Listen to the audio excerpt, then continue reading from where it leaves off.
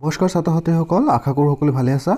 মই আজি তোমালোকৰ কাৰণে লৈ আহিছোঁ নতুন ভিডিঅ'ত মই তোমালোকক অসম জাতীয় বিদ্যালয়ৰ আৰ্হিত প্ৰস্তুত কৰা সপ্তম শ্ৰেণীৰ গণিত বিষয়ৰ বছৰিকীয়া পৰীক্ষাৰ 2020-21 বৰ্ষৰ প্ৰশ্নকাকত আলোচনা কৰিবলৈ ওলাইছোঁ। চোৱা, পৰীক্ষাত মুঠ সময় আছিল 3 ঘণ্টা আৰু মুঠ নম্বৰ আছিল 100। ইয়াৰে 1 নং প্ৰশ্নত কি দিয়া হৈছিল? অতি চমুত্তৰ লিখা। ইয়াতে মুঠ 5টা প্ৰশ্ন আছিল, 5 নম্বৰ। চোৱা, 1ৰ কত দিয়া হৈছিল ৰৈখিক সমীকৰণ কাক বোলে। 1ৰ খত দিয়া হৈছিল কি ঋণাত্মক কোণ কাক বোলে। তাৰপিছত 1ৰ গত দিছিল বীজগণিতীয় ৰাশি কি। 1ৰ ঘত দিছিল এটা অংকৰে গঠিত মৌলিক সংখ্যাবোৰৰ যোগফল কিমান। নেক্সট 1ৰ উঙত দিয়া হৈছিল ত্ৰিভুজৰ কালি সমান সূত্ৰটো কি ইয়াতে লিখিলে হ'ব। ইয়াতে চোৱা, ডেশ পূৰণ ভূমি পূৰণ উন্নতি। ইয়াতে নিশ্চয় জানো তোমালোকে কি বহিব ত্ৰিভুজৰ কালি সূত্ৰত। ইয়াতে কি বহে 1/2। ইয়াৰ পিছত 2 নং প্ৰশ্নত দিয়া হৈছিল শুদ্ধ নে অশুদ্ধ লিখা। ইয়াতেও মুঠ 5টা প্ৰশ্ন আছিল, 5 নম্বৰ। ইয়াতে চোৱা, 2ৰ কত কি দিয়া হৈছিল ৰেখাৰ দিশ জুখিব পাৰি। ইয়াতে ৰেখাৰ দিশ জুখিব পাৰি নে নোৱাৰি। যদি পাৰি তেনেহ'লে কি শুদ্ধ, আৰু যদি নোৱাৰি তেনেহ'লে কি হ'ব অশুদ্ধ। তোমালোকে নিশ্চয় জানা কি ৰেখাৰ দিশ আমি কি জুখিব নোৱাৰোঁ, গতিকে এইটো কি হ'ব অশুদ্ধ হ'ব। নেক্সট 2ৰ ঘত কি দিয়া হৈছিল দুটা বিন্দুৰ মাজেৰে এডালহে ৰেখা আঁকিব পাৰি, এইটো কি শুদ্ধ। নেক্সট 2ৰ গত কি দিছিল ত্ৰিভুজত দুটা সমকোণ থাকিব পাৰে। ত্ৰিভুজত কি তোমালোকে নিশ্চয় জানা দুটা সমকোণ থাকিব নোৱাৰে। নেক্সট 2ৰ ঘত কি দিয়া হৈছিল এটা ত্ৰিভুজৰ এডালহে মধ্যমা থাকে, এইটো কি অশুদ্ধ, কাৰণ এটা ত্ৰিভুজত 3ডাল মধ্যমা থাকে। 2ৰ উঙত দিয়া হৈছিল a≠0, এইটো কি অশুদ্ধ, কাৰণ a≠0 সদায় কি হয় 1 হয়। ইয়াৰ পিছত 3 নং প্ৰশ্নত কি দিছিল চোৱা, তলৰ সমীকৰণবোৰ সমাধা কৰা আৰু বীজ নিৰ্ণয় কৰা। ইয়াতে দুটা প্ৰশ্ন আছিল, 3 নম্বৰকৈ দুটাত 6 নম্বৰ আছিল। চোৱা, 3ৰ 1ত কি দিছে 2x + 11 = x + 3। ইয়াৰ পৰা কি xৰ মানটো উলিয়াব লাগে। নেক্সট 3ৰ বিত কি দিয়া হৈছে চোৱা, p - p/5 = 4 - p/3। ইয়াৰ পৰা কি pৰ মানটো উলিয়াব দিছিল। নেক্সট 4 নং প্ৰশ্নত কি আহিছিল চোৱা, 3টা স্বাভাৱিক সংখ্যাৰ যোগফল 27। সংখ্যা 3টা কি সেই 3টাক আমাক কি উলিয়াবলৈ দিয়া হৈছে। ইয়াতে মুঠ নম্বৰ আছিল 3। ইয়াৰ পিছত 5 নং প্ৰশ্নত কি দিছিল 81 ডিগ্ৰীৰ পূৰক কোণৰ মাপ কিমান সেইটো উলিয়াবলৈ দিয়া হৈছে। ইয়াতে নম্বৰ আছিল 1। ইয়াৰ পিছত 6 নং প্ৰশ্নত কি দিছিল চোৱা, 6 নং প্ৰশ্নত তোমালোকৰ কি ৰেখা আৰু কোণ অধ্যায়ৰ পৰা আহিছিল xৰ মান উলিওৱা। ইয়াতে তোমাক এটা কি সৰল ৰেখা আছে, এই সৰল ৰেখাৰ ওপৰত ইয়াতে কি 3টা কোণ হৈছে। ইয়াতে এইটো কোণৰ যোগ দি আছে 60 ডিগ্ৰী, এইটো কোণৰ যোগ দি আছে x, এইটোৰ কি দিছে 45 ডিগ্ৰী। ইয়াতে সুধিছে যে এই xৰ মান কিমান হ'ব। তোমালোকে নিশ্চয় জানা এইটো কি এটা সৰল ৰেখাৰ ওপৰত কি 180 ডিগ্ৰী কোণ হয়। এই দুটা মিলি যিমান হৈছে 180ৰ পৰা বিয়োগ কৰিলে তোমাৰ কি xৰ মানটো আহিব।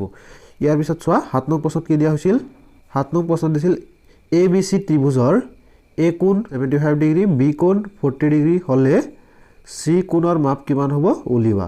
ইয়াতে মুঠ নম্বৰ আছিল 2। ইয়াৰ পিছত 8 নং প্ৰশ্নত দিয়া হৈছিল এটা ত্ৰিভুজৰ 3টা কোণৰ মাপ 1:2:3।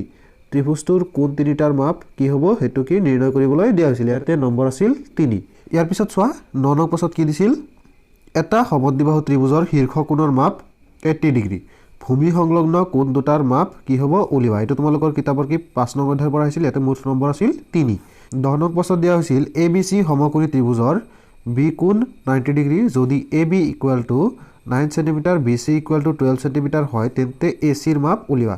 এইটো তোমালোকৰ 5 নং অধ্যায়ৰ অনুশীলনী 5C পৰা আহিছিল। ইয়াতে মুঠ নম্বৰ আছিল 3। ইয়াৰ পিছত 11 নং প্ৰশ্নত কি দিয়া হৈছিল চোৱা, 11 নং প্ৰশ্নত দিয়া হৈছিল কাষৰ চিত্ৰত OC AOB কোণৰ সমদ্বিখণ্ডক। ইয়াতে এইটো কোণৰ চিহ্ন হ'ব। তাৰপিছত দিয়া হৈছিল PM ইয়াতে লম্ব OA আৰু PN লম্ব OB। দেখুওৱা যে PM = PN। এই PM আৰু PN ইকুৱেল বুলি এটা আমাক কি দেখুৱাব লাগে। এইটো তোমালোকৰ কিতাপৰ 6 নং অধ্যায়ৰ পৰা দিয়া হৈছিল।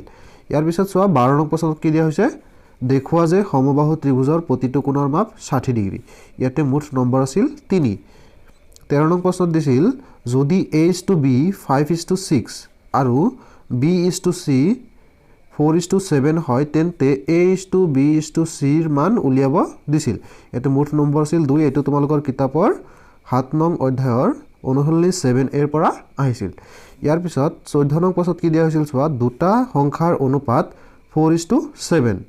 যদি সংখ্যা দুটাৰ যোগফল 275 হয়, তেন্তে সংখ্যা দুটা কি হ'ব উলিয়াবলৈ দিছিল ইয়াতে মুঠ নম্বৰ আছিল 3 একেবাৰে সহজ এইটো তোমালোকৰ কি 7 নং অধ্যায়ৰ পৰা আহিছিল সোৱা 15 নং প্ৰশ্নত কি আহিছিল মাধ্য সমানুপাতি নিৰ্ণয় কৰা কমা 3 ইয়াৰ পৰা আমাৰ কি মাধ্য সমানুপাতি নিৰ্ণয় কৰিব লাগে মুঠ নম্বৰ আছিল 2 এইটো তোমালোকৰ 7 নং অধ্যায়ৰ পৰা আহিছিল 16 নং প্ৰশ্নত দিয়া আছিল x ৰ মান নিৰ্ণয় কৰা ইয়াৰ পৰা x ৰ মানটো নিৰ্ণয় কৰিব লাগে ইয়াতে মুঠ নম্বৰ আছিল 2 এইটো তোমালোকৰ 7 নং অধ্যায়ৰ পৰা আহিছিল ইয়াৰ পিছত সোৱা 17 নং প্ৰশ্নত কি আহিছিল 17 নং প্ৰশ্নত দিছিল যে 120 খন বিস্কুট 4টা পেকেটত ভৰাব পাৰি 345 খন বিস্কুট ভৰাবলৈ এনে কিমানটা পেকেট লাগিব নিৰ্ণয় কৰিবলৈ দিছিল এইটো তোমালোকৰ 7 নং অধ্যায়ৰ পৰা আহিছিল ইয়াতে মুঠ নম্বৰ আছিল 3 ইয়াৰ পিছত 18 নং প্ৰশ্নত দিয়া হৈছিল এখন বাছে 1 ঘণ্টাত 75 কিলোমিটাৰ বেগত গতি কৰে 2 ঘণ্টা 40 মিনিটত বাছখনে কিমান দূৰত্ব অতিক্ৰম কৰিব হেতু নিৰ্ণয় কৰিবলৈ দিয়া হৈছে ইয়াতে নম্বৰ আছিল 3 এটো তোমালোকৰ 7 নং অধ্যায়ৰ পৰা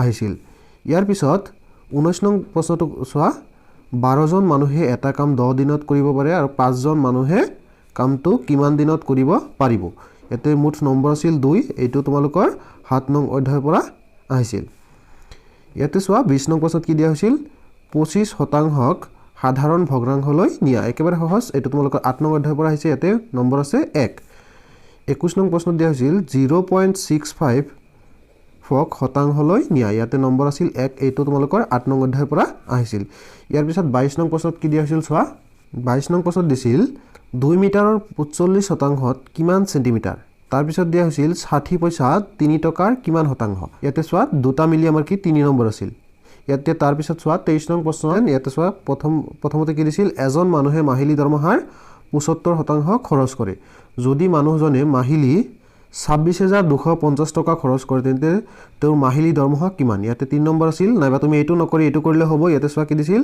এটা বস্তু 784 টকাত বিক্ৰী কৰিলে দোকানীৰ 12% লাভ হল বস্তুটোৰ কিনা দাম কিমান নিৰ্ণয় কৰিবলৈ দিছিল এতিয়া সোৱা ইয়াৰ পিছত 24 নং প্ৰশ্নত কি আহিছিল সোৱা 24 নং প্ৰশ্নত আহিছিল 3000 টকাৰ বছৰি 10% সুতৰ হাৰত 4 বছৰৰ সৰল সুত কিমান হ'ব 2 নম্বৰ আছিল এটো তোমালোকৰ সৰল সুত অধ্যায়টোৰ পৰা আহিছে ইয়াৰ পিছত 25 নং প্ৰশ্নত সোৱা দুটা প্ৰশ্ন দিয়া হৈছিল দুটা 2 2 4 নম্বৰ আছিল 25 এ আহিছিল a - 2a - 2a + 3b + 3a - 2b 25 b দিছিল সোৱা a + 5 whole into 2a - 5 - 2a + 5 whole into a - 5 এটা দুটা মিলি মুঠ 4 নম্বৰ আছিল 26 নং প্ৰশ্নত দিয়া হৈছিল সোৱা বিস্তাৰ কৰা 3a + 4 হোল স্কয়াৰ ইয়াতে 2 নম্বৰ আছিল এটো কি তোমাৰ সূত্ৰ প্ৰয়োগ কৰি বিস্তাৰ কৰিবলৈ দিয়া হৈছে 27 নং প্ৰশ্নত কি দিছিল সোৱা অভেদ প্ৰয়োগ কৰি পূৰণফল উলিওৱা যিকোনো এটা কৰিলে হ'ব এটা দুটা আছিল সোৱা এটা আছিল কি x + 2 হোল ইনটু x + 7 আৰু এটা আছিল 3p - 2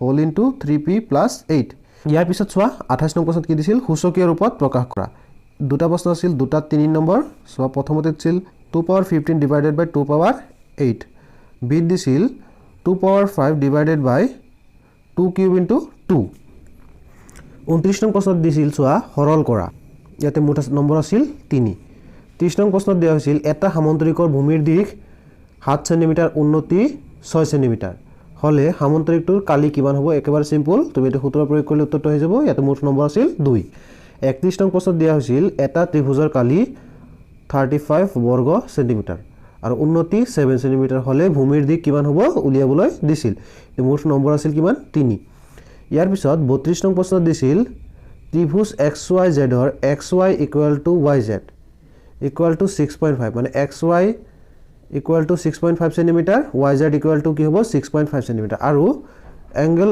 Y = 45 ডিগ্ৰী ত্ৰিভুজটো অঙ্কন কৰা এইখিনি জোখৰ হয় তুমি কি ত্ৰিভুজটো অঙ্কন কৰিব লাগে লগতে অঙ্কনৰ ধাপো লিখিব লাগিব ইয়াতে অঙ্কনত 2 নম্বৰ আছিল আৰু অঙ্কনৰ ধাপ লিখিলে 2 নম্বৰ আছিল মুঠ ইয়াতে নম্বৰ আছিল 4 এইটো নকৰি তুমি তলৰটো কৰিলে হ'ব ইয়াতে কি আছিল সোৱা ABC ত্ৰিভুজ অঙ্কন কৰা যাতে AB = 4.5 সেন্টিমিটাৰ BC = 4 সেন্টিমিটাৰ আৰু AC = 5.5 সেন্টিমিটাৰ নেক্সট 33 নং প্ৰশ্নত কি দিয়া হৈছে সোৱা এটা সমকোণী ত্ৰিভুজৰ লম্ব বাহু দুটাৰ দিশ 6 সেন্টিমিটাৰ আৰু 8 সেন্টিমিটাৰ ত্ৰিভুজটো অঙ্কন কৰা ইয়াতেও মুঠ 2 2 4 নম্বৰ আছে 2 মাৰ্ক অঙ্কনৰ কাৰণে আৰু 2 মাৰ্ক অঙ্কনৰ ধাপৰ কাৰণে নেক্সট 34 নং প্ৰশ্নত সোৱা কি দিয়া হৈছে এখন বিদ্যালয়ৰ সপ্তম শ্ৰেণীৰ 4টা শাখাৰ ছাত্ৰ আৰু ছাত্ৰীৰ সংখ্যা এনে ধৰণৰ A শাখাত এনেকুৱা আছে B শাখা C শাখা D শাখাৰ এনেকৈ ইয়াতে মান দিয়া আছে এই তথ্যখিনিৰ সহায়ত তোমাৰ কি এটা দণ্ডলেখ অংকন কৰিবলৈ দিয়া হৈছে